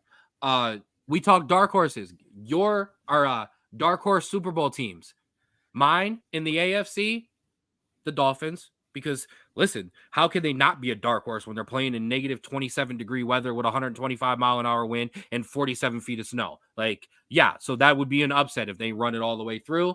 And the Rams on the NFC side, because like I said, if they get hot, Stafford is good as a quarter. Look at that NFC side. Baker, a banged up Jalen Hurts, Love, Dak, Stafford, Goff. If you had to rank quarterbacks, Stafford is up there. If he's not one, he's very close. He's been playing. He's, like I said, Love has been the hottest quarterback in the NFC. Matthew Stafford has been right there this past couple of weeks. So those are my two dark horses. You got a dark horse? So I think on the NFC side, give me your Katy Perry. Give me your dark horse. I think on the NFC side, I agree with you. I think the Rams. I think if they're getting hot right at the right time, and honestly, if they don't play San Francisco, I think they got a great shot at making this. So I think I agree with you there. For the AFC, We talked about it a couple weeks ago with the Flacco coming back. The Browns quarterback that led them to a last AFC championship passed away. Let's add some more fuel to this fire. Nick Saban has retired. You know who was the defensive coordinator for the Browns before they left for Baltimore? I had to scroll Nick back up. Saban. I had to scroll back up to find it. And like our father said, you know who was the head coach for that team? Oh yeah, that was Bill Belichick. And Bill Belichick is leaving finally his dynasty that he went to. This team. You're such a downtrodden fan base that someone dies and people retire and you guys are like, this is it. This must mean for us. Like, jeez, guys. Like, come on. Listen. Not that I disagree. Nick, you can go all the way to hell. Love you, bro. Like, sorry, but listen. If any team is to get hot and run through this playoffs, it is the Cleveland Browns. Got that Flacco fever. I feel like Baltimore obviously has they have the team to do it. Kansas City has the pedigree. Similar with San Francisco, similar with Philly, similar with Dallas, right? No, not similar to Dallas. You think I'm losing to Green Bay? I meant the pedigree, but I know. okay. I know. The pedigree to lose? Yeah, I know. Cleveland, I think there is all likelihood that Flacco throws 4 interceptions and we lose against Houston tomorrow. Like I am ready for it. I won't even be mad. I will be disappointed tomorrow. I will be drowning my sorrows in the bar that we're going to afterwards. So I'm prepared for it. However, if this team can continue its trajectory and play how it's been playing these past couple weeks, lean on its defense, lean on Flacco to just go out there with the running game. With the running game that's been getting better and better as each week has gone on. With the AFC not being a powerhouse like it's been the past 3 years, everyone except for Baltimore has had down years. I think the Browns have a legit shot to, if not just the AFC Championship game, to make it to a Super Bowl. Man, it's so hard for you to give that as an unbiased opinion, isn't it? It hurts so bad because I know we're going to, like I said, Flacco's going to throw 4 interceptions tomorrow. I'm going to come on next week on Thursday with my head just down, and I'm going to talk down the entire time because of how sad I'm going to be. However, if there's a team to come out of nowhere and do it, it is the Cleveland Browns. Well, no, I have to laugh because, listen, if I lose, nobody's going to care what the hell you Browns did, okay? Let's That's very fair. That is very fair. Well, we'll have to see if we can just get the Stephen A clip and we can play it ourselves. I'll come with the cigar. I will fight you. I'm just letting you know now. So I know how to get to Cincinnati. I'm calling you after Wacko win. Yeah, she gonna get you. I'm leaving Ray's comment up for a reason because 100% right here. Win or lose, Browns fans, you need to enjoy. The passion last week, the doubt this week. Stop taking medicine. Go get more of that flu, Drew. Yeah, listen, that's a Browns fan for you, okay? You ain't telling no. Listen, yeah, you're not telling the guy with the brownie elf as his Facebook profile crap about what it's like to be a Browns fan. Just for the record. Listen, as a Browns fan, he knows this, and all Browns fans know this. This is how before we started winning, this is how a normal Browns fan week goes. We get disappointed on Sunday because we lose. We go Monday, we have 1,000 reasons why we lost and 1,000 changes we have to make. Tuesday and Wednesday comes along and go, all right, well, it happens, right? Thursday and Friday come along and go, okay, we're playing this team. We're playing this team, it happens. And then Sunday comes around and it's like, let's freaking go. We're going to win this thing. And that is every week. We've started winning. And I don't know what to do with myself because I usually cut out the first Monday and Tuesday of the week being sad and figuring out how to ignore it. So I have 2 full days to enjoy things now, and I don't know what to do with myself. You're too young to be this disappointed in your football teams. Ha. So When I'm even not that even, disappointing, it's kind of hard not to be. so here, this is where listen, mom gonna come find you in Cincinnati too. So here, I'm not even going. So now that you just went on that, I am revoking your Super Bowl prediction because you just gave it. Because No, it's I'm not. gonna No, it is. That is not my Super Bowl prediction. But go on. then give me yours because mine's funnier. My Super Bowl prediction. I said the favorites were Baltimore and San Baltimore. Francisco. Here, if you, since you need help, Mm-hmm. My Super Bowl prediction: San Francisco over Kansas City, 31-24. oh wow, I didn't need all that, but thank you, I appreciate all that. Ladies and gentlemen, why not? Let's do it. Browns and Cowboys. Fuck it. We're both in the playoffs. Let's do it. Let's do it. Get out of here. No, Get I don't. out of here. Listen, let's do it. It would be the worst Super Bowl for me of all time. Oh my God. It would be the worst Super Bowl of all time because I only root against the Browns when you play one team, and that is my Cowboys. So I would have to root against you. I would have to root against my hometown team, and I don't like doing that because I have been on the record as I would trade America's teams. You damn right, right? I would trade the Cavaliers championship for a Cleveland Guardians championship, and I would have been at the parade if the Browns win. So listen, I'm all for the Browns on this playoff side. I am not gonna lie. AFC, I am all in on you. I want you guys to win. I am rooting for you. But yeah, why not? Well, let's do it. Fine. Cowboys and Browns. Let's do it. Honestly, I mean, oh, it's so hard.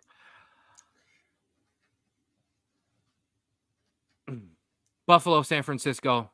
Buffalo wins the championship. Wow. Breaks the curse. A curse is getting broken this year. Browns or Bills. A curse is getting broken this year. All right. Now we got them all locked in. We got them in for the NFL playoffs. Ladies and gentlemen, stick around for the footy. Ladies and gentlemen, Yes. because it's time for... Oh, it's stuck on me, bro. Of course. This is what I get. Everything sticks on me. Whatever. It's time for the footy. We had no Premier League this week. Oh, see, we're all over the place. Here we go. The footy. Dun, dun, dun, dun. Awful. Just horrible. The one time I try to tee one up, it doesn't work. Like, we knew that was gonna happen. Love it. We had no EPL this week, but as we talked to you about, we had FA Cup and League Cup. Some notable FA Cup results. Blackpool. Yes, where William Regal resides. Shout out to my wrestling guys. Gets a return leg after they drew in their game. Bristol City. Thank you. Yeah, that's soccer, Nick. The footy. Bristol City get a return leg as well. And I'll let you throw some in before I talk about America's other team. Uh-oh. Yes. Oh. Little bro's on the connection drop. We're That's good. all right. I'm here. Oh, we back in? There you go. We should be good. Am I good? We good? Yep. Okay. So, yes, some other results. Division 3 team Bolton Wanderers. Stick get a around second for the leg footy, Nick. We're going to against teach Luton you Town after something. a 0-0 draw. And they're going to go home and play against them. So they are going to Bolton Stadium. An absolute beautiful stadium. It's in the University of Bolton. It's absolutely gorgeous. So that'll be a fun game. Liverpool took out Arsenal 2-0 to advance. Arsenal continuing their poor string of results. And America's other team. You going to step on my toes? You can go. Wrexham, baby. Yes, America's other team, Wrexham, upset their close rivals, win, and for the second consecutive year, make it to the, what are we in now, 5th round? 6th round? Yeah, make it to the 5th round of the FA Cup. Let's go Wrexham, baby. We also had some League Cup results. Liverpool 2, Fulham 1. Liverpool with 2 late Darwin Nunez assist and a goal as they come back and beat Fulham. Now, this is an awesome one. Nick, I hope you stuck around for this one. we get to debut a new little segment because we, as big soccer fans, love to tell you about our teams and we love to make fun of each other when our teams lose. So for this week, we would like to debut. It worked. The United Blues. Throw up the graphic. Yes, the United Blues, Manchester United, and the Chelsea Blues. Both of our teams give you a little bit of a rundown of the current week that we both had. Manchester United, a 2-1 win over Wigan in the FA Cup. Yeah, baby, taking care of business. Chelsea, a 4-0 win over. Oh, no, should I do mine? You do yours? You want to do it like that? I like that. So Manchester United, like I said, their 2-0 win over Wigan. And Jordan Sancho loaned back to Dortmund. Thank you. Goodbye. See you later. Yeah, the man who like I told you last week, had to have people show up at his door to knock on his door to tell him to get up for practice. Drew, talk to me about Chelsea's week. Yeah, listen, 4-0 win against Preston North End in the FA Cup. Normal result, easy win against a second division opponent. Nice and easy. So then, what do? We go to the League Cup semifinals against another second division opponent. Thankfully, in this round, there are 2 legs. There's a home game and an away game. Thankfully, there's 2 of them because we absolutely did nothing and lost 1-0 to Middlesbrough, a team that has no chance in getting promoted to the Premier League side and just shows the ups and downs of being a Chelsea fan right now, how we win the game with our backups against a team that is in the same division as the team that we play our starters against in a more important game and lose to. Middlesbrough, coached by Manchester United midfield legend Michael Carrick. Oh, that one was so sweet, baby. Sorry, bro. We still got another game. I got you. And Ray, I appreciate you, bro. I appreciate you. I know he's like, man, I'm here, but I gotta go. Hey, appreciate you for stopping in, big dog. But yeah, so that is how I like that. Our United Blues. Although mine says the United Blues. Who cares? I think I told you R, so that's my fault. I didn't change the graphic the correct way. That's big bro, take that L. But now that we got those guys out of the way, we still have to talk about our EPL review. Put up the table, baby. Yes, not a lot of change. Like we said, there was FA Cup. There wasn't any games. But for this upcoming week, we have a couple bottom of the table battles. We'll start with Brentford versus Nottingham Forest, 15th and 16th, respectively, in the table, as you see there. Bro, getting a little close to that bottom. We're fine. It's fine. Everything's fine. Everything's fine. So like I said, yeah, both of these teams, in terms of safety, are okay. Brentford and Nottingham Forest, but don't want to start losing games now. Not after Christmas. You come back from this January transfer window, sweaty palms time. Money is on the line, hundreds of millions of dollars on the line, staying in the Premier League. You don't want to be in that little red 3 spots there at the bottom if you don't know what we're talking about, because that means you go down to the league. Hey, appreciate you as always, Ray. Love you, big dog. Appreciate it. Burnley versus Luton Town. We've got a relegation 6-pointer, bro, as 18th and 19th go at it.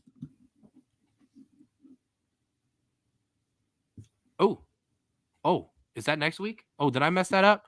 No, you could have called me on it, bro. That's all right. Yeah, my bad.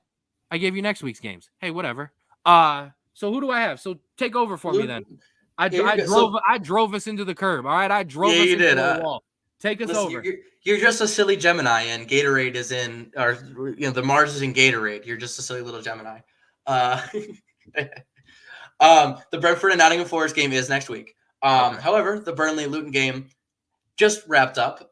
They finished 1-1, so both teams kind of did each other damage by not getting enough points to get out of the relegation fights.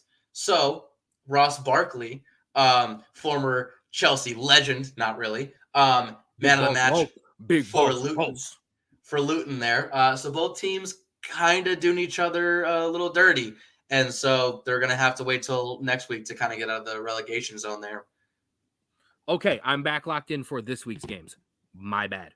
I did. I scrolled too far and it just, I got excited. Okay. So here, we'll put these back in the order in which I had them. So let's talk about Everton and Aston Villa first. Okay. Villa could go joint top of the league and potentially send Everton. Well, no, they can't send Everton back down into the relegation now that Luton and Burnley drew. But Villa could go joint top of the league with a win and a different result.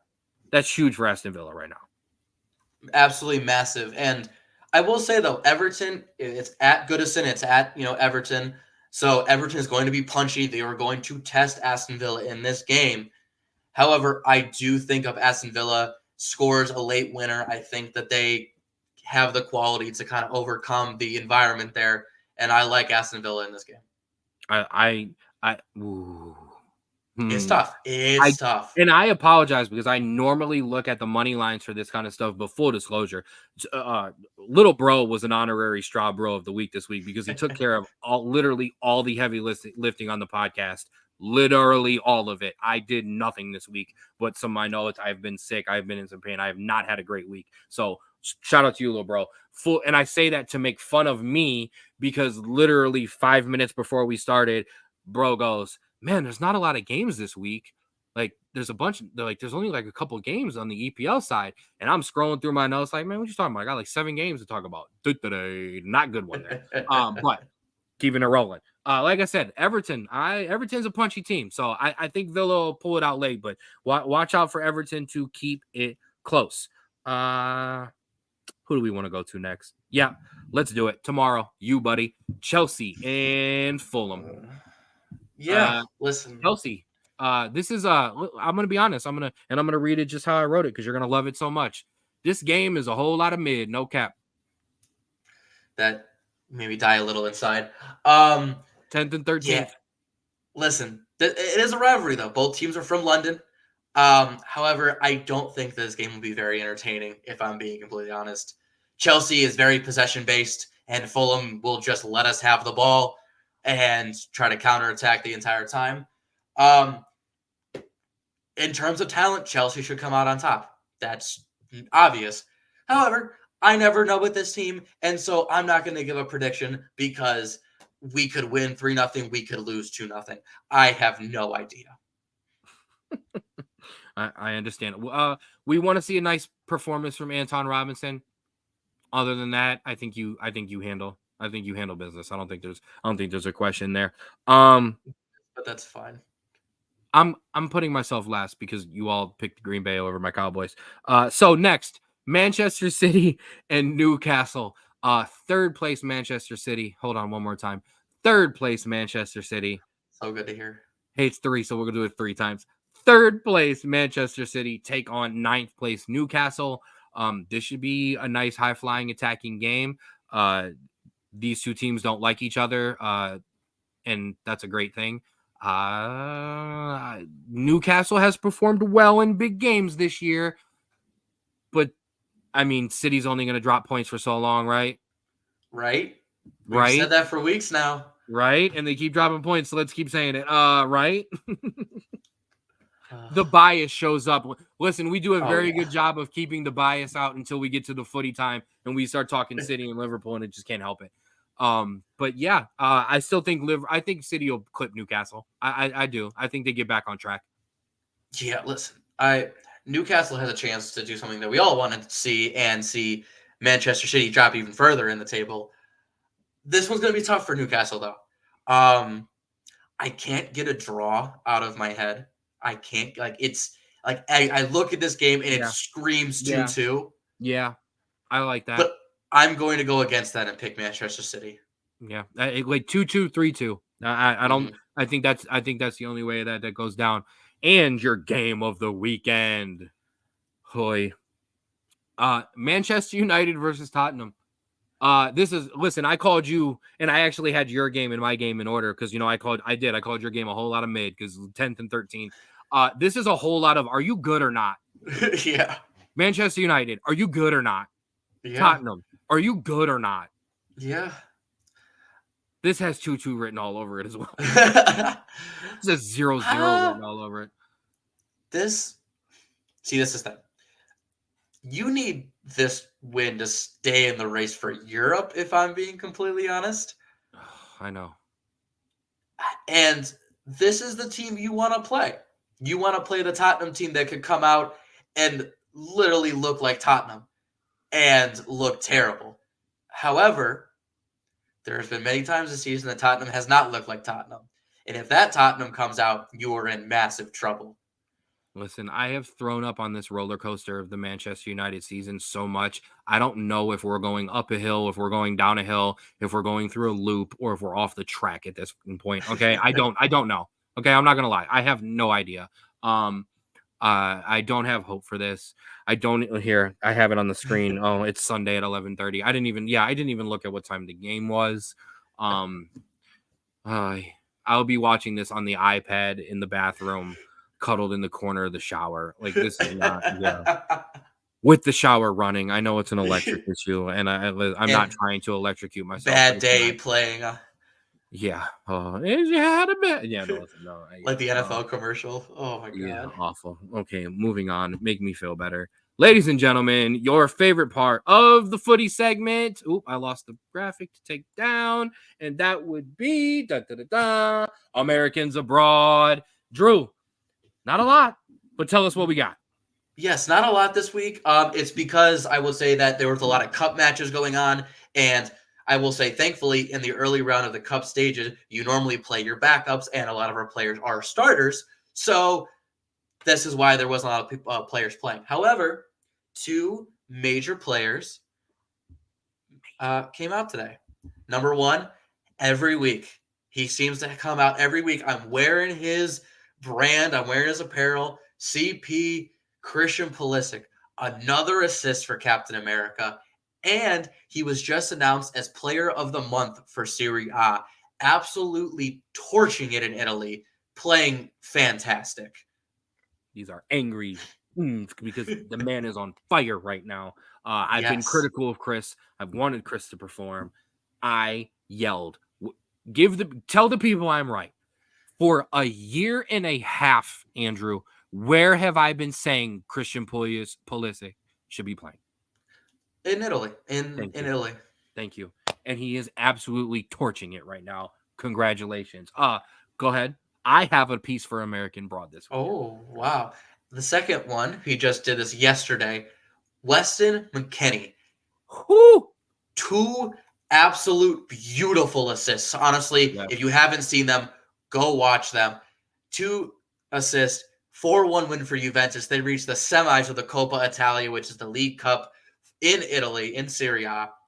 And I do this dance because of Weston McKennie and Timothy Weah, because the first time I saw them doing the dance, I never saw the trend. I didn't care. I don't want to say I'm not a fan, but I don't care about that stuff. But man, I kept seeing Weah and McKennie getting it down practice. I'm here for it. Yeah, so absolutely great for those two guys this week. We're going to have more this upcoming week. Bundesliga comes back. That's where a lot of our guys are playing in Germany. So we're going to get back on track. It was a little late this week, but we'll be all right. Americans abroad. I'm here. Welcome in. Gio Reyna has switched agents.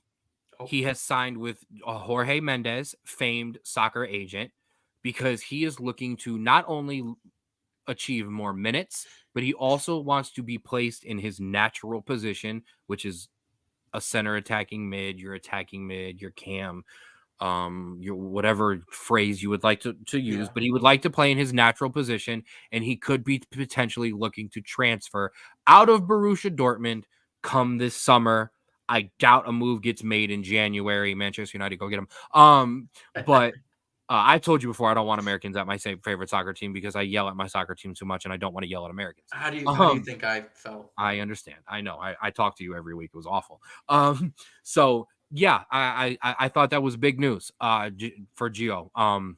I think it's a mature move. I like it, actually. He's been at that German club for a very long time. It's been stale. He's not getting the minutes he deserves at all, and I think it's time to make a move, and I like it. No, I completely agree. It sucked because you want to see him succeed, and when he's played, he's succeeded. He's looked good. It's just I don't know if it's just not the confidence in the manager. There is a lot of attacking options at Dortmund that have played very well. So unfortunately, he kind of got knocked down the pecking list when he got injured. But listen, this kid's 20 years old. He has his entire career in front of him. And listen, a good move to a team that's going to let him develop and get a lot of minutes and become a player that could play for a team like Dortmund when he's 24, 25 is exactly what we were looking for. Do you know where he should go? In my opinion, I think he should go to a Eredivisie, a Dutch team. No. He should go to Italy. I don't think so. It's where I say, for the record, it's where I say in our Snapchat chat that me and Drew have, is where I say every American should go. He should go to Italy. I mean, American attackers in Italy are great. I think that's a good idea. I think if we're talking defensive, I think they should go to Germany because I think German defenders for the Americans have turned out great. Brooks. Well, he's playing good. It just won't get called up. Saving that for another day. But no, I think an Ajax, I think a PSV, I think would do wonders for his game. Okay, so I mean, yeah, if he's gonna go to the Eredivisie, I want him to go to Ajax or PSV. Yeah, you just want all the Americans at PSV, huh? Listen. And no, I gotta disagree. Two attacking mids: Malik Tillman, Gio Reyna, Pepe up front, Dest on the side, killing it. No, absolutely not, because that's probably why he won't go there. He does not want to compete not only with another player, but he doesn't want to compete with another American for the same spot. I don't want that either. Go to Italy. No, I understand that. Hey, look, you've got just gonna throw this out here. You've got Christian at AC Milan. You have Musa. Right, with Musa. You have McKinney and Weah at Juventus. Okay. There's another Italian giant that happens to be called Inter Milan. Why not get an American there? And the holy trinity of Italian juggernauts are just flooded with us Yankees. We'll get someone to Napoli too. Screw it. Why not? Oh, in Parma. Can you go to Parma? I don't want to go to Parma. Spend enough time in Parma. I spent 20 years of my life in Parma. I don't want to go to another Parma. Done. Ladies and gentlemen, that has been your Friday issue of the Straub Bro Sports Show. Man, you carried me through it. I carried you at some point, but we are good to go. Hey, please don't forget us, because it ain't just us. Boom, put that up. Like I said, the 216 Sports Network, the Facebook page, and the YouTube page. Check us out. Give us a like. Give us a follow. Give us a subscribe. Please. I don't want to beg, but I will. I'm not above it. Please like and subscribe. Like I said, this week's slate is full. 3 episodes of the Rulers Minute dropped this week. Check them out. The debut of the Jay Rich Show this weekend. We've had the debut of Outside Interference last Sunday. Last Sunday, Mel sat down with Ashton Day. This week, Pastor CeeLo will be on Outside Interference. Make sure you check that out, my wrestling fans. A special, like I said, crossover edition Rulers Minute Straub Bro Sports Show coming this week. Episodes 1 and 2 of Crunch Time with Ken and Mel are both available on the Facebook page and the YouTube page as well. And like I said, as I am all over the place, as I also said, me, will be at the Crunch's home opener this weekend, Saturday, 7 o'clock in North Olmsted. 7 o'clock against the Ohio Extreme. They dropped one last week. Crunch will be back this week. I expect not only a big game, I'm talking big numbers. I'm talking blowout city. Good luck tomorrow night. Thank you, Mama, as always. But also Browns, while you're there, what? Thank you, for the Browns, actually. While you're there on the 216 Network Facebook or YouTube page, click on that YouTube page, click playlist. You'll see us there. Straub Bros Sports Show. Man, that was tough. I know I almost gave everybody the after pod talk on the pod. Man, was ready to crack one already. Like I said, special shout out to my guy Nate and his wife Haley. We love you. Kobe Ezra, our new guy. Also, since I mentioned that in there, can't say it, can't go without it. It's right there. We love you, Jake, our guy. That's what we here for. That's what we do it for. Absolutely, 100%. So that has been the Straub Bro Sports Show. I am Ken Straub. That is Andrew Straub, and you know how it goes every week. Straubo, give it to the people. Yes, as everyone Have a good weekend. Go Brownies, and love yours.